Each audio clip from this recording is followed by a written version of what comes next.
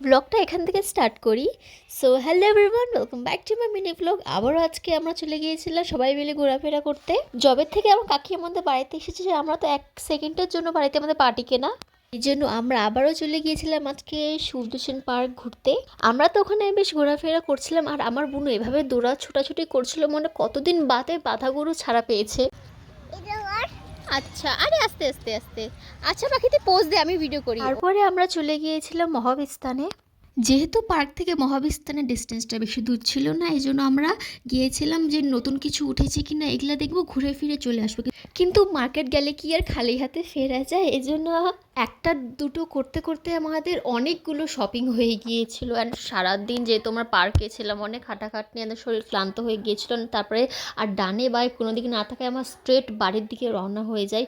And তোমরা আমার face দেখে বুঝতেই পারছো, আমার ফেসে স্মাইলের দিকে যাও না, আমি প্রচণ্ড টায়ার্ড ছিলাম।